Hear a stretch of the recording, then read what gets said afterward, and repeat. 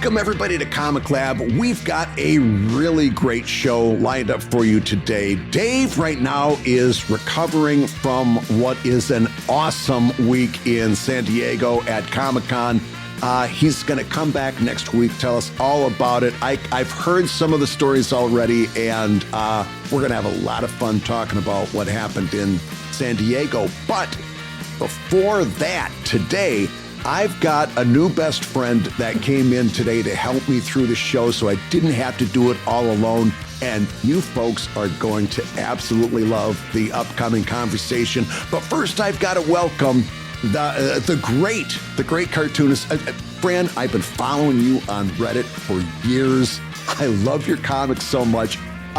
Please, everybody, welcome Fran Sundblad from Tiff and Eve Comics. Thank you so much, Brad. And Dave, I'm replacing you. Dave, we do have to say, Dave, you're on notice now because Fran absolutely has your number. If you want to see more from Fran, we're just going to tell you right up front, you can see Tiff and Eve on Fran's website, fransundblad.com. Now be careful because there's a D after the N. So it's sundblad.com. But we don't pronounce that first D, right? No, everyone does try to pronounce the first D, and then they'll mix around the L and the A, so they'll call me Sunbald. Or when I was teaching, the kids would call me Sunbled, Sunblood. Oh my God! It was easier just to have them call me Sunny. Yeah, and it fits too. Yeah, I got sunglasses at one point. No, my husband got called sunglasses. Sunglasses. Oh my sunglasses. God. He loved it though. Now, if you're on Blue Sky or Instagram, you can just go at Tiff and Eve Comics plural. And if on Reddit like me, you can go to Crazy Gnomenclature, u/Crazy Gnomenclature, and we will have all of those in the show notes, of course, for you to click. So, Fran, welcome. Thank you for giving me this time. I know you are super busy. I know you've got a lot of stuff going on, and I can't tell you how thrilled I am to be able to have you all to myself for the next hour. Well, thank you so much, Brad. I am excited to be here. And let me tell you, I'm busy. I've got Webcomic Con coming up. I'm not showcasing there. I'm just attending, but I've got a bunch of friends who are showcasing. And I'm so excited to meet up with them. Let's start talking about that show now. That's up in Ferndale, Michigan. Is that correct? At the Rust Belt Market. Yeti from, Heart and Brain, or what is this comic called? I want to say Heart and Brain, but I feel like it's called something else. I know the one you're talking about, and I always kind of refer to it as that Heart and Brain comic. Okay, is it? But yeah, it's so. This show started in Ferndale a few years ago. It's been going for a few years. Is this going to be your first time attending? Oh, no, this is my third year attending. Wow, fantastic. Yeah, the first year let's see here. That would have been in 2024. And then last year I met up with Portuguese Goose, Hollering Elk, and Zombie Comics are there, where we all hung out at the con. Yeah. And now it's slowly been growing, and our friend group has been growing with other comic artists. Hollering Elk actually is showcasing, so I'm excited for her to have a booth there. Talk about some incredible work. Somebody who very much is not my style. I tend to be very light and heavy on the humor. And I'm always kind of amazed on how I get sucked into that work every time I see it. Oh, my God. Her stuff is incredible. She used to be like fine art, high art painter in New Orleans. And now she does comics, and her comics are gorgeously terrifying. Yes, that's a wonderful way to put it. Oh, and the awkward Yeti, is that the word that we were looking for? Thank you. Okay. I think that's what I was trying to think of. It always comes sooner rather than later, or vice versa. But yeah, Ferndale should be a lot of fun. I'm so thrilled. Speaking as a guy that, like I said in our preamble before we turn the mics on, I was there when webcomics started back in 2000 with the first wave. And to see a convention dedicated to webcomics really makes me thrilled. When it's wonderful to see that. It really is. What I've been noticing is I've been running into more and more webcomic artists at that convention than other places I've popped up at, and I'm starting to get the feeling. Wait, are we having a bunch of fans come to these things, or are we having a bunch of comic artists come to this? I mean, either way is good. It's going to be a good mix. Yeah, I can tell you're looking forward to seeing it. It's going to be a lot of fun down there. Mm-hmm. But I want to talk about you. Because, like I said, I've been reading your work for a long time, and there's so many questions I've been dying to ask. Starting here, your author bio contains a magnificent line. Goes like this: I don't know what I'm doing, but it keeps working. Right? That is the absolute truth. I have been flying by the seat of my pants for the last, how long I've been posting? 3 or 4 years now on Reddit. It's got to be 3. And I have been able to find success posting on Reddit and other social medias, and I can't really explain how it happens. I wish I did, because people ask me for advice, and well, you see, I've got a 4-leaf clover, and it's been giving me an incredible amount of luck for the past few years. That's one hell of a clover. Was Tiff and Eve your first comic, or did you do something that led you into this? Talk about the very beginning of your journey. Okay, the very beginning. Well, then we're going to have to go back to high school. Mm-hmm. No, gosh, 5th grade, when we had like a 5th grade newsletter. I was really into the Far Side at that time, so we all. Yeah, the single panel comics of. And I remember the series. It was called A Just World, and it was just a Far Side knockoff. Wonderful, yeah. After I tried to continue that in the high school newspaper, and around then I switched to a comic I called Nikolai the Kremlin Guard, which which was just these 3 bozos acting as guards in the Kremlin. That's a wonderful concept. I love it. I really did enjoy it. The issue is that the school did not approve of some of the darker jokes. Let's see here. I had one where I was a stupid teenager, and a guard handled Ivan the guard handled somebody littering outside the Kremlin by riddling them with a Kalashnikov. The school would not let that one be printed. No, I can't imagine they would. No, but that does not mean that it was not a good comic. As we know, sometimes the very best comics are the ones that get trampled on the most. Exactly. That was a diamond, and nobody is going to see it because it was so good. Please don't go looking for it. Do any copies exist? I mean, only in my filing cabinets. Good. No, I would keep those. You're going to want them. You're going to want them someday. Trust me. When you do the 10-year retrospective, and you want to show where your very early stuff looked like, you're going to want those. Talk to me about Tiff and Eve now. When you started Tiff and Eve, the earliest comic that I was able to find involves Eve throwing a tomato at somebody on the street from an upstairs window, throwing a tomato at somebody that was handing out anti-trans pamphlets. And the punchline is, "Thanks, Eve, but I was going to use that tomato in our sandwiches." And she says, "My roommate's valid existence is more important than a dry hoagie." Was that the actual first one, or was there stuff that happened before that? That was the actual first comic. Tiff and Eve only existed in my sketchbook for the longest time before that. Yeah. And I don't even remember what compelled me to make a strip. What I'd been doing before is I'm working on a comic series that I called the Spandau Chalet, which was about the Spandau 7 stuck with each other in prison, and goofy hijinks coming from that, which you can see I have some darker humor in me. Yeah. After I had made a whole set of those, I didn't want to. I had sent them off to some to syndicates, knowing that they were going to reject them. Yeah. And I had been drawing myself in my sketchbook, at least how I wanted to see myself, because at the time I had just been transitioning for a year or a little less, and I was having trouble picturing myself as a woman. Yeah. So I was drawing a more cartoon version of Fran just to help my brain. And as I was doing that, I was going, this person needs a buddy.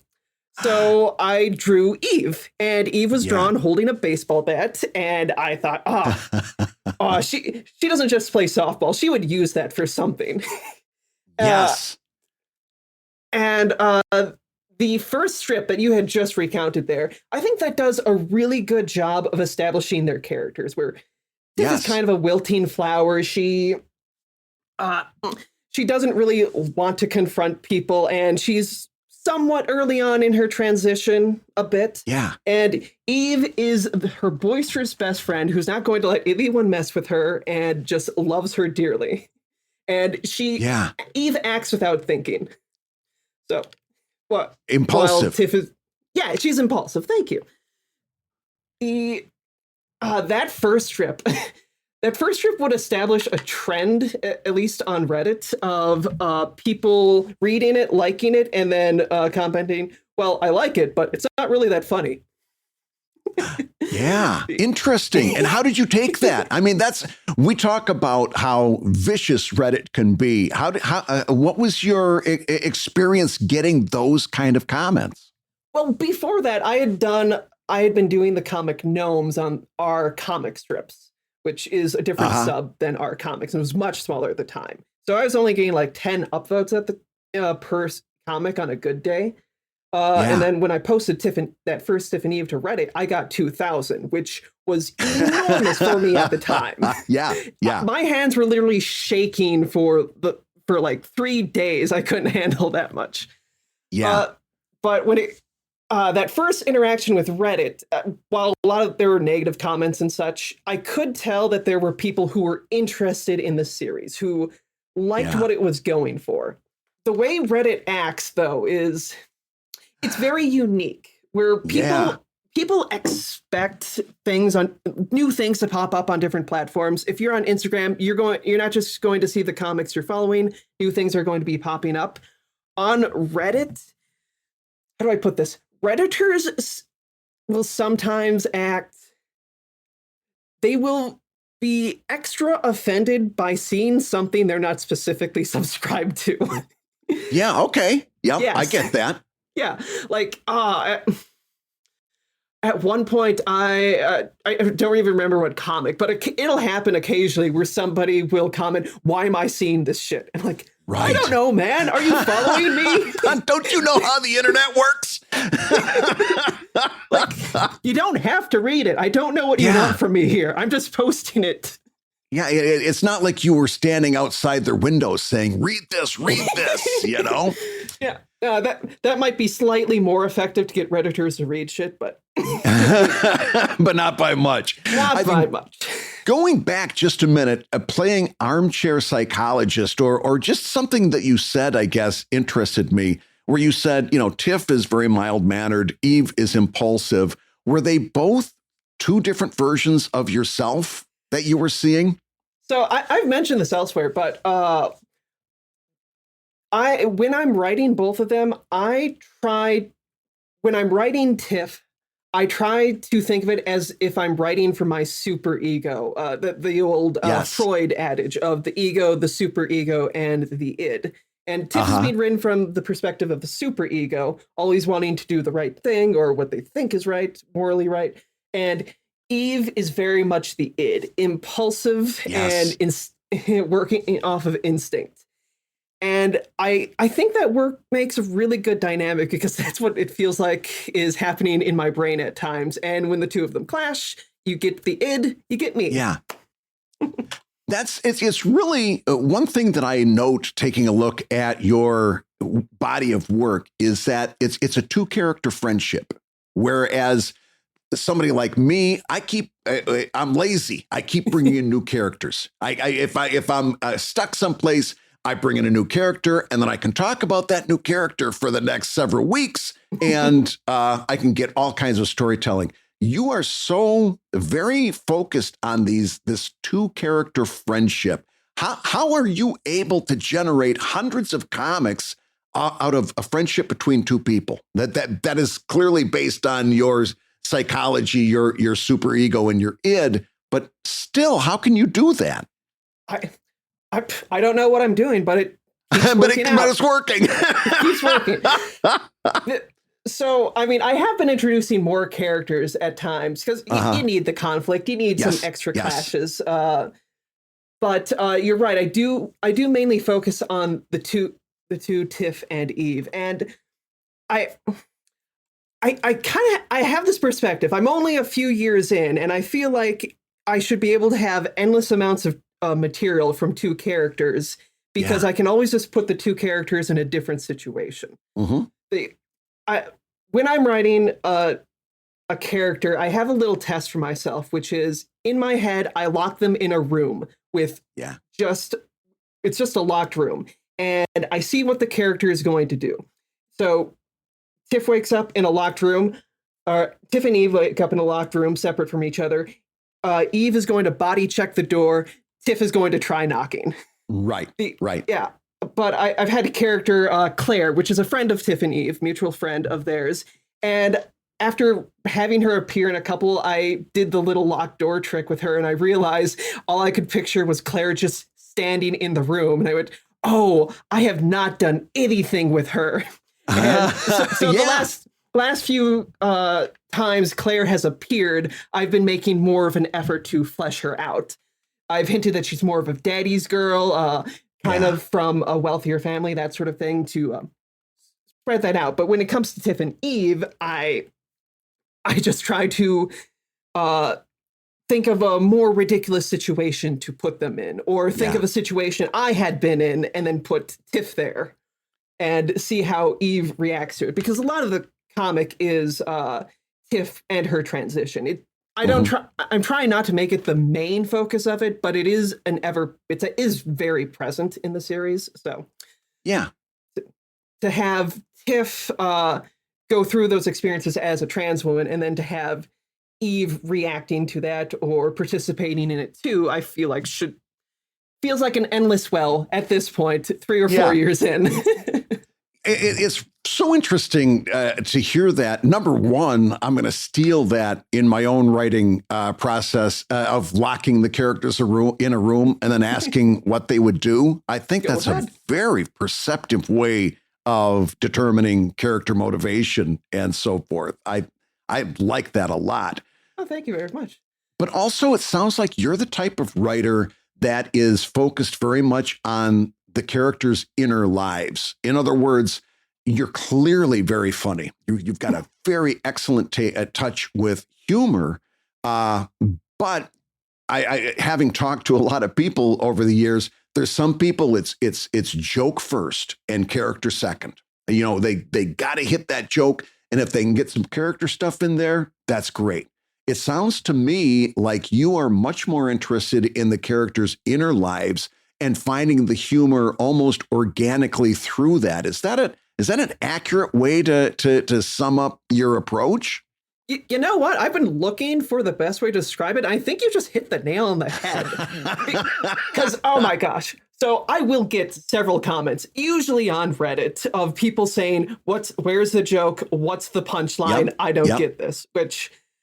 And then looking back at it, it's like, I don't really use hard punchlines for my comics. It really is focused on the characters. And if you know the characters, like a lot of the fans do, the humor comes from just seeing how they interact. Yeah. And I feel, to me, that's a little more fulfilling to write about. For my other comic strip, Gnomes, that runs in a local paper, I am more joke, pun or joke based for that one. And that one is just the simple setup, bait, punchline, which you have to for that sort of situation. But in Tiff and Eve, to me, it is more important to have these one-off comics where it's the two of them interacting and finding the humor from that. Because it does a job of setting it up for the bigger arcs. Like, I'll do like a 10 or 20 strip long arc going on for them, where in order to see to get how the characters are to understand why the characters are reacting this way or doing what they do, having a lot of established strips of them just being in their life and um um and talking with each other and reacting as they would. I'm using the word reacting a lot here. It's the perfect word, though. I mean, sometimes you find a word, it just works. One of the real strengths of Tiff and Eve is that I think a lot of people, we talk about relatable humor on Reddit all the time, right? So certain things are just very relatable, and that's their strength. And I find that really seems to be kind of this comic's superpower, is that it's very relatable for a lot of people. And it's also very, for lack of a better word, instructive to somebody who wants to know more about somebody like Tiff, right? They want to understand a path that they're not on, and they can learn an awful lot about what it means to be transitioning, for example, and they can get a little bit better understanding of a world that they might not be familiar with. Do you find that you're, if this isn't the right word, I apologize, an ambassador in a certain way? I don't want to say it's unfortunate, but it does seem, I do get that feeling that I represent, I don't want to say that. I don't represent all trans people. Fran Sundblad is not the queen of the trans. No. But like, I do get that feeling that the way I write and the way I make these comics and how I'll post them and how I interact with people, it does feel like I'm a little more scrutinized from that perspective on occasion. I just posted a comic on Facebook this morning, an old one where Tiff and Eve are playing a video game, and Eve is cheesing Tiff. So Tiff takes out her breast form, the fake boob, and chucks it at Eve's face. Which, I mean, that's cartoon humor. Yeah, of course. If that wasn't a Bugs Bunny cartoon, like, nobody would have blinked an eye. Well, they might have if he was like using a melon or something. But I got a comment just a few hours ago that was, it's so interesting how violence is second nature to them, but being a woman isn't. And like, you get these assholes all the time. Right? If this came from any other kind of character who wasn't trans, nobody would have thought anything. It's just a silly cartoon. But because it's a trans woman making this comic, and because it's a trans character, it is under a little extra scrutiny from that aspect. But when it comes to the relatability that you were talking about, I have a friend who M Snail is his handle. He makes the comic Chana Tower, which is about frog wizards. And he is a wonderful artist. He does this sort of fantasy book like illustration for his comics. Phenomenal guy. Let's see here. He did a little crossover thing with Eve at one point, and he sent me the originals because he'll do the stuff in ink. Oh, gosh. There's nothing better than original art. Hey, I do the same. But he sent me the originals, and it included a little note that absolutely made me tear up a bit. That said, I didn't know anything about trans people until I started reading your comics, and thank you for that. And phenomenal guy. And that made me realize, wow, these do have an impact on people. There's a lot of people who probably don't know any trans people in their life. And absolutely, Tiff might be the first for some of them. Right. And an inroad to having a little bit better understanding in a kind of environment that's all about laughs and sharing moments, right? Exactly. It is all about laughs. I mean, that's kind of I do remember why I started Tiff and Eve. I'm sorry, this just came back to me. I'm sorry, Are we on the verge of a breakthrough? Do you want to lie down? Hey, you're having a better job with it than my therapist. Yeah, I'm making it hell for your editor, aren't I? No, you're doing great. Okay, so I remember before I started posting Tiff and Eve, there was a comic posted on Reddit, and I don't want to pick on anyone, but this comic was sort of done by an amateur artist who had been transitioning, and they've been posting their comic for a bit. And the comic was about how they saw a hoodie in the mall and got excited to buy it, and then realized it was in the men's section when they're a trans woman. And the last panel is them sort of brooding, like, "Oh gosh, am I really trans? What kind of a woman?" Da, da, da, da, da. Yeah. And I really disliked that broodiness. I was like, I'm write what you know, write how you feel, and you're clearly using this comic to work some stuff out. But my comedic instinct was, you could make the best joke out of this, because the most feminine thing you can do is steal a dude's hoodie. Yes, exactly. When my partner and I were, when I was still presenting male and my partner was presenting female, he had taken my hoodie, and then I transitioned, and then when I transitioned and he transitioned after me, I was able to steal that hoodie back, and now it is back to being my favorite hoodie. Oh my God. That's the perfect story. It comes full circle. Yeah, and as a matter of fact, like, I was just looking at your Blue Sky, and your pinned post it has a very kind of a similar theme where the character says, "I really don't look good in leggings," and it goes in. They're trying it on, and the punchline is basically, "I see your point," and the response is, "Reckon you see a lot more than that," right? There's a lot that comes from kind of, you know what the truth is, and you may have heard me stuttering.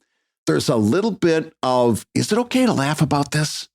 That comes through. No, I mean, that's the feeling sometimes. It's like, "Oh gosh, we're making fun of this, but is it okay to laugh about this?"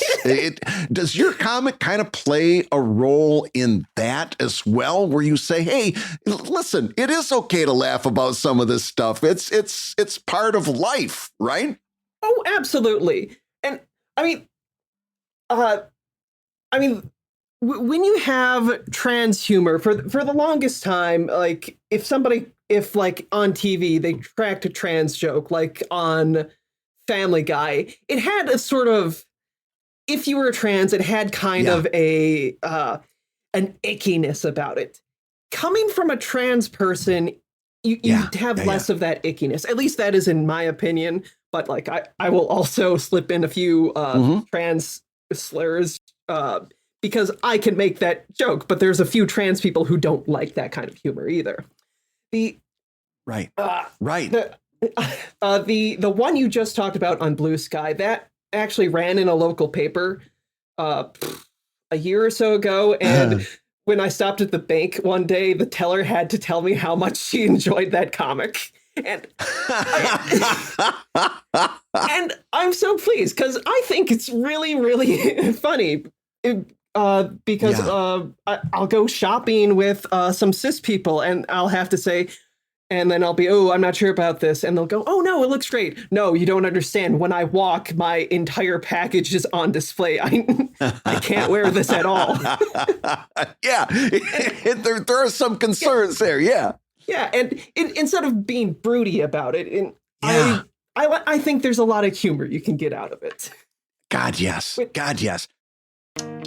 Hey, gang, if you're listening while you work, take a minute to stand and stretch. And while you're doing that, we'll tell you why you should join us on Patreon. Yeah, because when you do, you'll get hours and hours of podcasts that we've recorded just for backers. And exclusive Patreon posts that go even deeper on Comic Lab topics. And you'll get access to our exclusive Discord server, a thriving community of professional cartoonists. So you can support the show you love and Get tons of actionable resources for your own cartooning. And ho Nelly, if you want even more comics goodness in your life, check out the new drawing show that we're doing with our pal Kevin McShane over at wrongwayshow.com. That's wrongwayshow.com. In each episode, we'll show you how to draw your favorite cartoon characters the wrong way.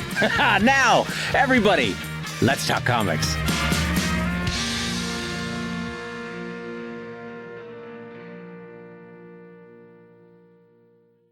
So let's go down that road just a little bit more, because this is another thing that I've seen happen on Reddit all the time. It's one thing to get a sour response from somebody on Reddit. We almost at this point take it as that's just part of the game on Reddit, is that you get nasty comments. For me, it's always boomer humor, right? It's oh always my God, somebody. I get the boomer humor comment all the time. You get boomer humor? Yeah. How you know what? I just stopped feeling bad about the whole thing. If you get it, then it sometimes it gets under my skin. But if you're getting that, then I don't feel quite so bad, because I can't imagine your stuff being put in that category. Like, okay, like I get called boomer humor, or like I can't. I think at one point I got Nancy ass comic strip, and like. Do you know how big of a compliment that is to be called a Nancy ass comic? Hell yes. Hell yes. Some of the best comics from back are boomer based, or even older than that. Mm-hmm. I know what they mean, where it's like,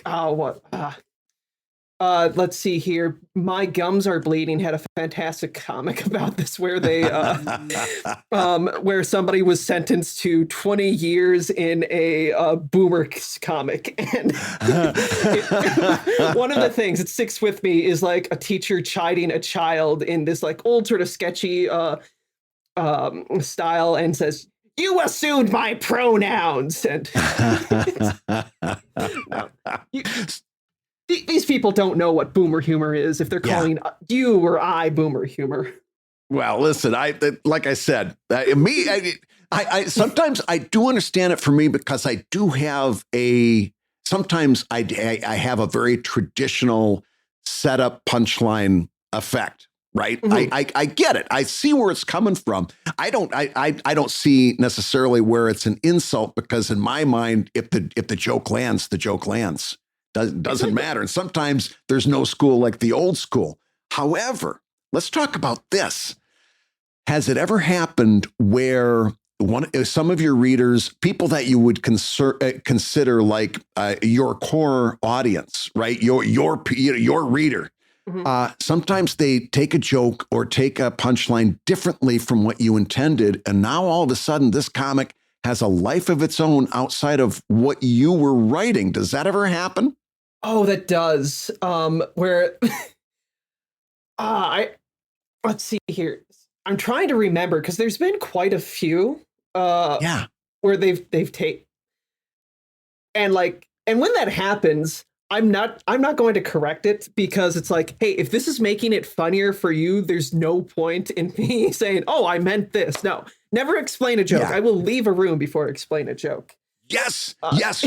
Well, we are in lockstep. I will do this on Patreon with my paid backers, where they'll say, listen, I don't get it. And I'll let my other Patreon backers explain it, but I will never explain a joke partially as a point of pride, and partially as if I explain it, it's never going to be funny. It's never funny if you explain it. Let somebody else do it. That's exactly what I do.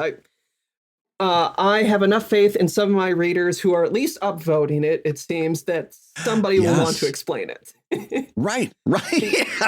Yes. I will chime in if they get something wrong. Like, occasionally people will mix up which one is Tiff and which one is Eve. Tiff is the blonde, by the way. There are at least 5 people listening whose minds were just blown by that. Or if a lot of people will assume Tiff and Eve are dating. They're not. They're roommates in the literal sense. And yes. Like, I have to have Eve go on dates occasionally, because I think it's funny. She always has bad dates. But just so that people can go, oh, wait, Tiff and Eve aren't a couple. Right. But that happens to you too. In other words, you write something and all of a sudden the readers take it and they're like completely interpreting it in a way that you hadn't intended. Oh yeah, it'll especially happen with comics that do deal with trans issues or trans experiences, because people will be interpreting. I mean, I don't try to spell it out all the time, so you'll have people who are interpreting it from their own experiences, and I'll be reading stuff like that and be like, oh, I hadn't even realized that could happen. I wish I had an example to show you, but there was. So it was a few years ago.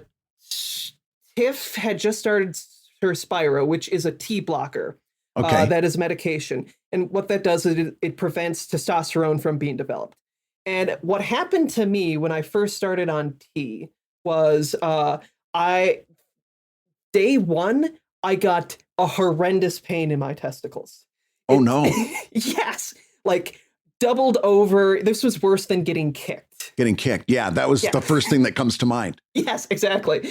And I was worried, oh my God, is this going to be every day on this thing? Do I need to get these removed? That didn't end up happening, but I made a comic about that where Tiff gets on Spyro and the same thing happens to her. And I did that because nobody had warned me that could happen. I don't think it's a common side effect, so the doctors don't tell you it's going to happen, but it does happen.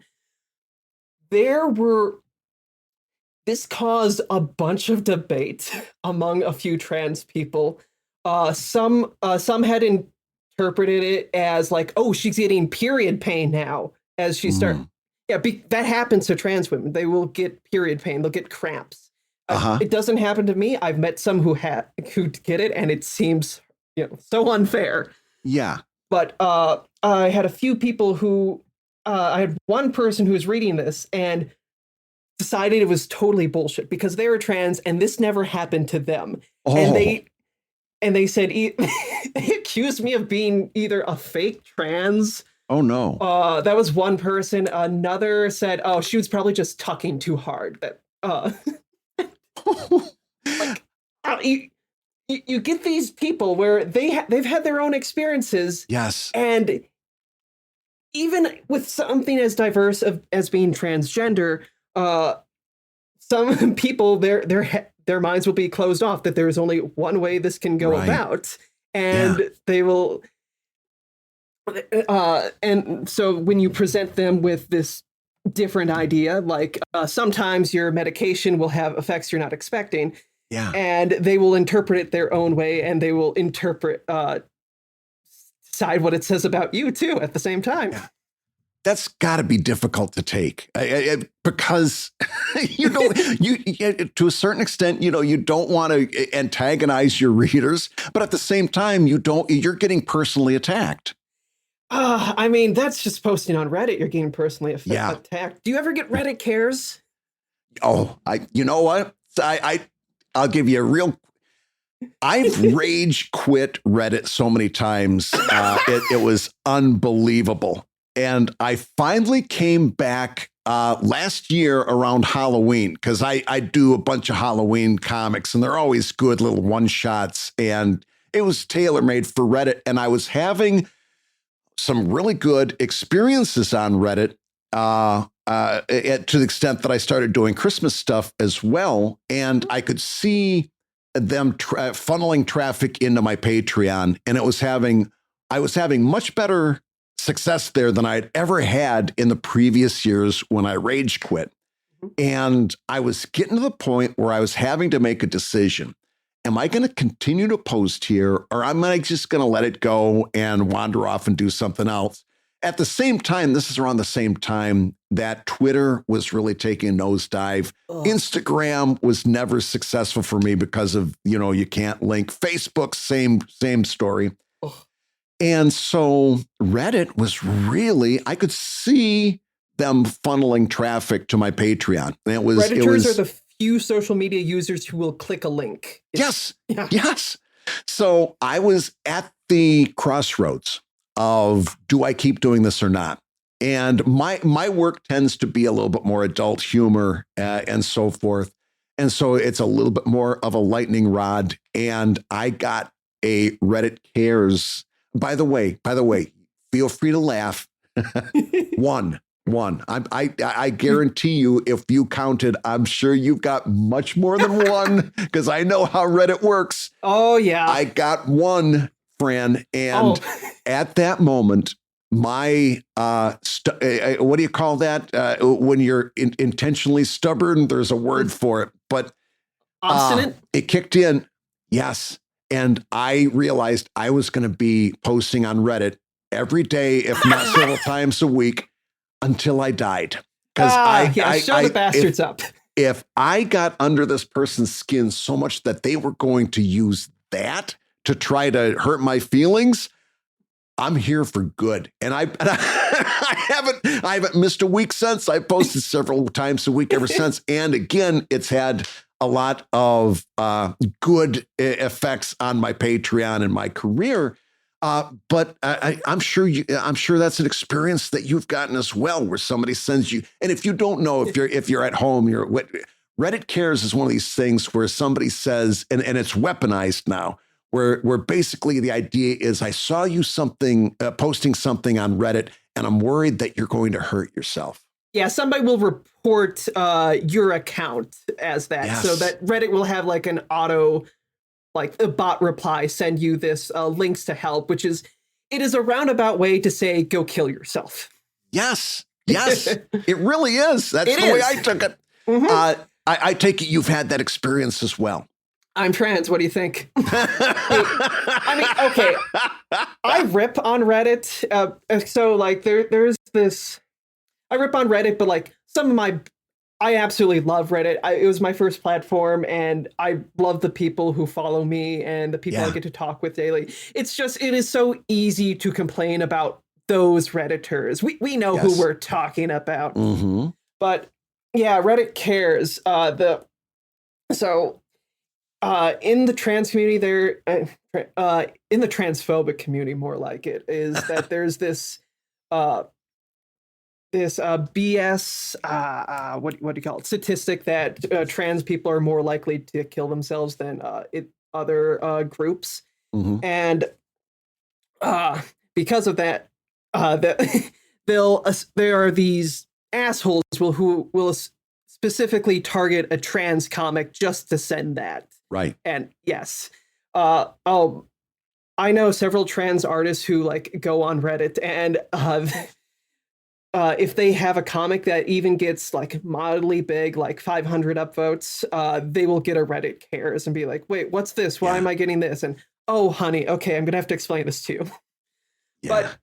But at some point, it kind of becomes a point of pride with as you grow as a comic artist on there. I'm part of a Discord group of other comic artists, and we have this little tab called Reddit Love. Yes. Where we post all the horrendous comments we'll get just to go, look at this idiot. And every month or so, there'll be another artist who goes, oh my gosh, I got my first Reddit Cares, and hey, congrats, you're a real artist now. Yeah, well, yeah. That's like a rite of passage, right? Mm-hmm. Once you've gotten big enough, Reddit cares. Yes. Reddit doesn't care. No, I think it's time we all realize that. But as long as we're talking about Reddit, you use Reddit magnificently. And I know most of our audience is fellow cartoonists and comics artists at the amateur, pro, semi-pro level. What do you understand about Reddit that other cartoonists often misunderstand? Let's see here. I'm honestly not sure, because I'm always a little bit surprised when I find somebody doing like who's not doing what I'm doing, and they go, oh, I should try that out. I'm like, oh, you have? Yeah. It's so, okay, to explain to a few to a few people who might not be familiar with the way Reddit works, but Reddit is a website, and it has subreddits, smaller pages that you can go to. So there will be an R Comics, an R comic strips, maybe an R comic books. So they're all different pages and they operate differently. Yeah. And you expect to share different things there and sort of interact in different ways. You also have your own profile, and something that's been very successful for me is I will post a comic to my different subreddits, and then I will also post the comic to my own profile, which doesn't happen a ton on Reddit. It seems like, of course, you should post a comic to your profile because that's how every other social media works. Reddit's just a little bit different. There's this running joke that if you brag about your sub numbers on Reddit, like if you make a comic saying, thank you for 2,000 follows on Reddit. Everyone will go, you can follow people on Reddit? Yes, I know. I had the same experience. Yes. But people do. And the best thing you can do on Reddit is if you are posting onto different subs, also post onto your profile. Yeah. Just go to my profile and you'll see every comic I've ever made. I've posted there. If there has been if somebody else has made like a crossover comic or Tiff and Eve appear in the background or I appear in the background, I will cross post that to my profile. It's very effective for like interacting with the community, with your own community, as it turns out. Yeah. I know there are some people who, instead of posting to profile, will just they'll make an R Evil Inc. and they'll have their own comic subreddit to post to, just for their strips. But I find it more I shouldn't say I find it more effective. I personally just stick to the profile because it is easier for me to moderate. I can keep an eye on it a little better. And if people are following me, like, I might as well give them something, right? Right. So now if you're posting on your profile page, my experience is that, like, if I post on our comics and then our web comics and then our comics made by humans, if I go to my profile page, I'll see the same comic 3 times. Is that what happens on yours as well, or is there a way around that? So if you look at mine, so let's see here. What I generally do is I post on our comic strips, I post to our comics, and then, I post to my profile, then I post to our comics. And the reason I do that is because just because you post to a different sub doesn't mean the people following you will see it. In fact, they probably won't, because Reddit does not share that. They did experiment for a week or two where where if you posted to your profile, that would pop up in some people's feeds. But I think that got shut down because I only ever got comments of, why the hell am I seeing this right now? Redditors do not like seeing things they don't want to see. So it is a good idea to, when you're posting to different subs, to also post to your own profile, or at least cross post. That can be very effective. What that is you're basically sharing a post on one sub to either your profile or to another subreddit. I know Neil Coney, if I'm pronouncing his name right, of The Other End. He has his own The Other End subreddit. He will post to The Other End sub, and then he will cross post that post to our comics. Now, what do you think is the better? What do you think is the better strategy for that? I've always wanted to ask that. Well, I can only speak for like what I do, and Neil Coney is far more successful than me, so I would just do whatever he does. I can be a bit particular in how I share. So if you look at my post, like at one of the images, you will see that there is a larger white border around it, around the panel, instead of it just being the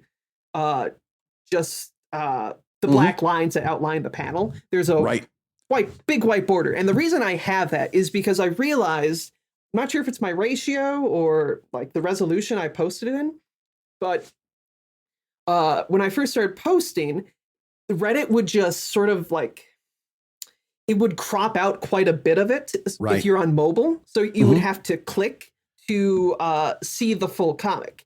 Yeah. And that's, you want to give people as few clicks to go as possible, because they will just be lazy. If they can't see the full word balloon and they're not intrigued enough by it, they're just going to scroll right past. Yes. So I added that extra that extra border that could be cropped automatically, so that you could see the full panel while scrolling on mobile. Right. Now I'm looking at your profile page right now, and if you want to look at it too at home, it's u/crazy nomenclature with the G, right? Nomenclature. And I'm noticing, by the way, you've got a punchline where it's do you like them? They're off the rack. That almost made me do a spit take over here. I loved it so much. But sometimes you'll post in a horizontal scroll, panel by panel, horizontal scroll. Oh, yeah. Sorry. I actually forgot what we were talking about when I got into that story. But yeah, so there are some people who really don't like the scroll where the panel by panel, and they have to scroll for that, and just prefer the full panelage right there. That square, 2 panels on top, 2 panels on the bottom. Yeah. Now, I like the scroll because I feel like it hides the joke until the end. Where, like, when I'm reading the 4 panels, my eyes wander. I peek ahead. I don't know why I do it, but I do. Yeah. So what I do is I post to our comics with the vertical scroll. However, with horizontal scroll, with the to our comic strips, I have found that subreddit prefers the full 4 panels right away. They do not like the scrolling. And I also found somebody was following me, they probably followed me through our comics, so they're already getting the scroll.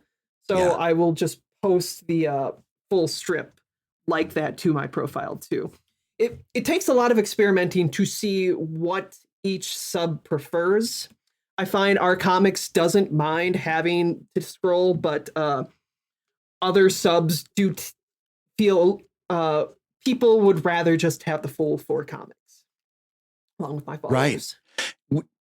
Would you say that's a big part of success on Reddit, is understanding the different subcultures that belong to each subreddit? Like, in other words, you can't post to our comics necessarily the way you post to our web comics. You've got to learn how each of those cultures behave. Oh, yeah. I would say comic artists enjoy our comics because people are more aware that, hey, this is a human being who is posting this. For the longest time, our comics was just like where people would share comics they found. But in the last few years, it has gone to where like original creators will be posting their original comics. And people are then more tolerant of people linking stuff like their websites and their Patreon. Yeah. I believe I don't post to our web comics, but I believe they only allow 1 link per post. Am I correct there? I think you're right. Yeah. Yeah. And then let's hear R Funny. You would think you could post comics in R Funny, but they have specific days you can do it. They are incredibly hostile to you posting your own links or encouraging them to follow you elsewhere. And I don't post on R Funny at all because it seems a little presumptuous of me to say, well, this is probably funny, right? No, but it's definitely a comic, so I posted there. It's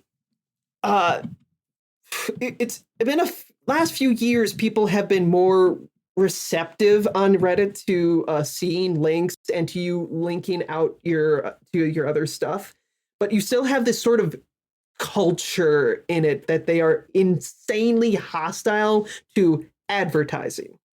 We're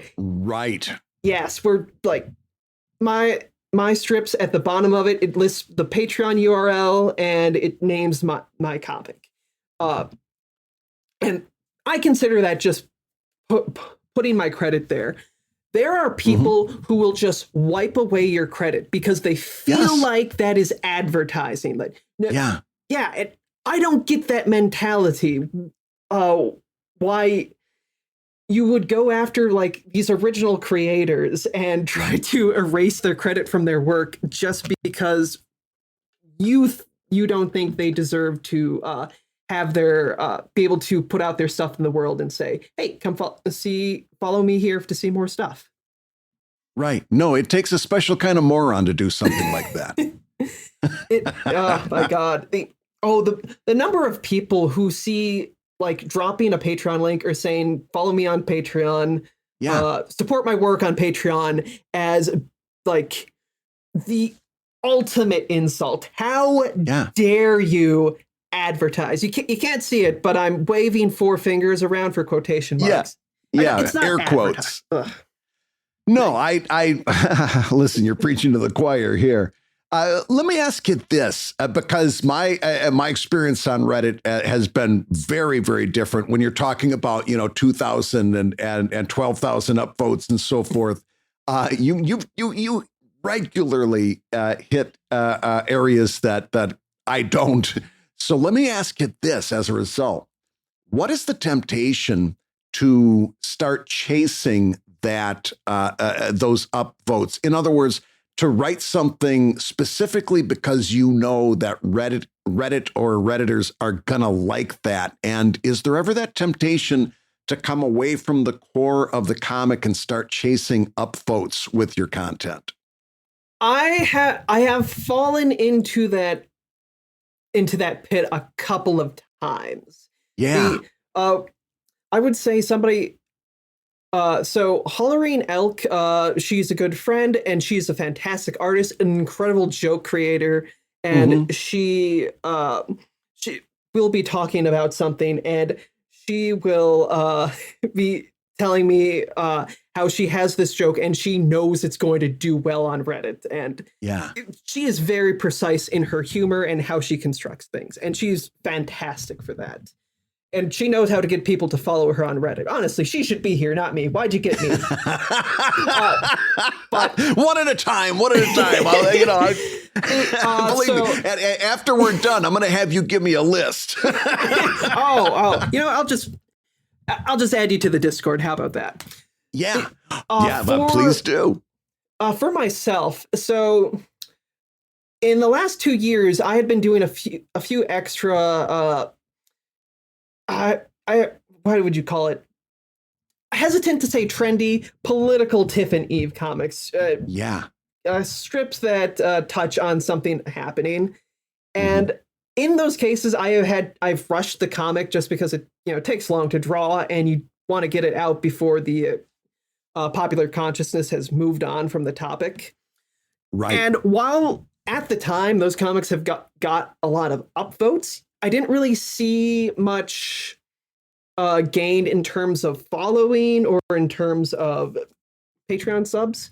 And after a bit of it, I sort of realized I was having to I was compromising the way the comic worked in order to do trendy shit. And I've been doing less of that now. And I think it's better for it because like I'll look at a comic from that time and be like, and think, oh, this is going to look so weird when I have the book collection together. Nobody's going to know what's going on. It's like picking up a Doonesbury from like the 90s and trying to figure out what was happening at that time. My best performing comic, what occurred when Elon Musk did the Nazi salute and said it wasn't a Nazi salute. And Reddit, our comics was tearing him apart. And then he he got his Twitter brigade to brigade the R Comics folks. And I made a comic saying, oh my God, he cares about what Redditors think about him. What a loser. That has my highest upvote count. That is 80,000 upvotes. Wow. It did. I have not had a comic do better on Reddit or even Blue Sky for that matter. That did phenomenal on Blue Sky. Doesn't really translate to a ton of upvotes though. I mean, excuse me, it doesn't really translate to a lot of followers, though. Right. When you're doing that trendy political thing. So I've been trying to keep my focus on the story of Tiff and Eve and their characters. I did compromise that, though, during the ice raids in Minneapolis, because Tiff and Eve takes place in Minneapolis. They would be seeing this constantly because it was a constant thing throughout the state, especially in the Twin Cities. So, and the way the news cycle works, I didn't want people to forget. And I wanted to stay fairly realistic to what these two characters would be going through. So for about 2 months, a month or a month and a half, there's a bunch of Tiff and Eve comics of them dealing with ice and going to protests and seeing what's happening. I will still see comments from people talking about how they stopped following there because they didn't like how it's getting political. And like, I understand that politics is draining, but at the same time, this shit was going down in the same city where these two live, and they would have to be having to deal with it the entire time. And in that instance, I still feel fine about compromising my going to do less trendy, less from the headlines comics, because I think it still stays true to their character. And that's the most important thing when it comes to my comic. I think it would have been insincere not to cover it, don't you? In terms of that, the fact that it is so well known that this is this was happening in this state. I think it would have been weird if you hadn't have at least talked about it a little. 100%. It would be like I was ignoring it, and that doesn't feel good for a comic where one of the characters is already part of a marginalized population. Right. Yeah, but that comes to the political and trendy stuff. When it comes to other things, so like our comics will occasionally have meta events, and what that means is several artists are riffing off of the same idea. Like, what was the last one? Let's see here. Wasn't it Yuri? Wasn't it? Oh, yeah, I was gone for that. So, so the last one would have been excuses to have girls kissing, I guess. Yes. We're talking about the same one. Yes. I do take issue that like Yuri is not the same as, lesbian or sapphic. It's a little different and it's got its roots but I won't get into all that. It's that was the meta. So several artists were hopping on the Yuri train. And what was that good for is that smaller artists who tended not to get many views can make something in that meta vein, like about Yuri, or the one before that, one of the characters in one comic had gone missing. In the Comic Gator days, the alligator's son had gone missing. So Gustafer was appearing in other people's comics. You can even see him in one of the Tiff and Eve comics. Yeah. And that's a good way to get people to see your comic. But what I've also seen is people saying, well, this is my first comic in our comics, and I'm jumping on this meta train. And that's not going to translate to anything. You might get 3,000 upvotes because you're hopping into the meta, but don't expect to ever see those numbers again for a very long time. Yeah. Because you're just following the trend, and you're probably not going to get a ton of follows from that either. Right. For the longest time, so Tiff and Eve wasn't popular when it first started out. Like, it took a while before it could regularly break 1,000 upvotes.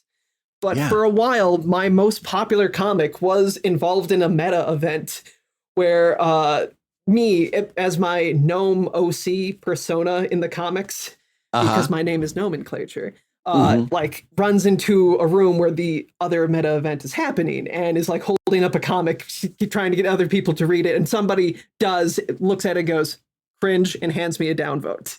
That was my most popular comic for months, and that irritated me because it's not what I usually do. Yeah, yeah. No, I sometimes it's the damnedest thing what gets popular and sometimes you put something out and the response is amazing and you're like, really? That you're gonna upvote that, and then you put something out that you think is the best thing you've ever done, and all you hear is crickets. It is so consistent. So yeah, I've you will see it where you will see this incredible art of, I don't even remember what this comic was. I saw it like 2 years ago where it was a comic about Joan of Arc in heaven as an angel having to act as a guardian angel. And the art was beautiful. The concept was brilliant. I was invested to see more of this.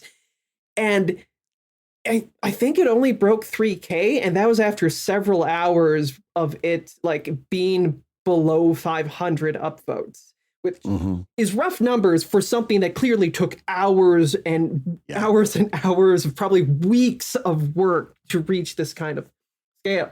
This beautiful, gorgeous comic. And it is unfortunate that effort does not translate into upvotes. No, not it does to say that only low effort comics are successful, but simple comics where it's easy to read art that and straightforward jokes or punchline without a ton of dialogue. I mean, brevity is the soul of wit, and like that. That will do great numbers on our comics, and the people who make that are good artists too. They are fantastic writers. But if you are thinking, I've put so much effort into this comic, I've put months of my life into this, I'm sure it's going to do great numbers on here. You might be disappointed. Just lower those expectations, because gorgeous art doesn't always translate to upvotes. Yeah, at least sometimes social media doesn't reward creativity so much as it rewards consistency. That I would agree with that, because Tiff and Eve is a very consistent comic, and it's also very creative. You get the best of both worlds. Don't try to pull that. Thank you very much, but I'm no Joan Arc guardian angel. None of us are. But before our time elapses here, I know you're involved in something that's kind of exciting, and I'm really watching closely, something called SundayComics.com, and it's comics with an X. Talk a little bit about what you folks are trying to do with that project. So Sunday Comics is a webcomic artist collective. This was started by the creator of Maurice Comics and has been handed off to Datch of This E-Commerce Life. And what we are is we are a newsletter that gets emailed out every 2 weeks, and it's several different artists from mostly Reddit. Let's see here. There's myself. There's Lauren Ipsum. There's Chana Tower. Luck of the Draw has been on a few times. And it is a way for us to post our comics without having to deal with the algorithm. Because the algorithm is a heinous monster. And this was started because it was noticed that Reddit is slowly changing. As much as we all want to be successful on Reddit, it is kind of obvious that admin is making more and more changes to make Reddit like every other social media and taking away the value of what Reddit is. So the Sunday Comics Collective is a way to get everybody's comic out to subscribers. So it's sort of like opening the newspaper on a Sunday and getting to see all your favorite comics, or at least some of them. You can skip Tiff and Eve, go down to like one that you like or whatever.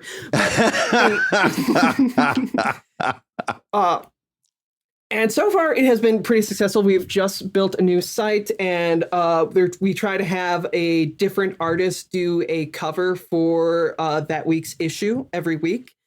What I have enjoyed about it is that because we are no longer beholden to the algorithm, it's it feels like a great way for followers who might still be following you on social media to just have a way to catch up, because sometimes they'll miss comics. I'll get comments on Instagram that, I don't know why Meta wasn't showing me this for 4 weeks or whatever. And like, oh, well, hey, come follow me here. It will always keep you up to date in your email. That's a great, and I think it's, from what I see from the outside looking in, it's been very successful. You've been building up your subscriber list. Is that right? Oh yeah. As we've said before, it is so difficult to get people on social media to click a link. Yes. But we keep sharing the covers and the posts and just saying, this is a great backup. If you love comics, if you want to find more comics, if you want a couple extra comics we don't show you, that we'll include in the email. Yeah, it's a great idea. It really is great. And I hope you have continued success. Fran Sundblad, I've got bad news for you on 2 different counts. Not only... Oh no, is Dave coming back? Okay, 3 pieces of bad news. God damn it. Not only is Dave probably going to come back, but you've just put yourself behind on whatever you had to do today by an hour, and you've got a new best friend for life, because I got to tell you, I think you are awesome. I told you at the very beginning, I've been looking forward to this for all week to get a chance to talk to you and pick your brain about comics. And I could sit here for another hour and still not hear everything I want to hear. So you got to promise to come back sometime. Okay, and maybe I'll allow Dave back on too. If he's good. Well, you know what? On a probationary business type of a deal, we can have Dave back, because I know he's going to love talking to you as well. But thank you so much. This has been an absolute delight. Thanks for sharing your inspiration, your talent, and your intelligence with us. Well, thank you so much for having me on. It has been a blast. And that's my cue to say that you've been listening to Comic Lab, the show about making comics and making a living from comics. Your hosts have been my delightful friend, Brad Geiger, the editor of webcomics.com and the creator of Evil Inc. at evilcomic.com. And my friend, Dave Kellett, the co-director of the comics documentary Stripped and the cartoonist of Sheldon at sheldoncomics.com and Drive at drivecomic.com. And the Comic Lab theme song is used with permission from Andy Creighton at theworldrecord.net. And this episode was edited by the ever-wonderful Matt Woodard of Woodsong Productions over at www.woodsong.media. If you love Comic Lab, you can rate and review the show on Apple Podcasts. You may hear your review featured on a future episode. And don't forget to give us a 5-star review on Spotify, where we are burning up those podcast charts. And Comic Lab is made possible by your support at patreon.com/comiclab. So I will go ahead and say that twice. Patreon.com/ Why the hell am I seeing this right now? Yeah.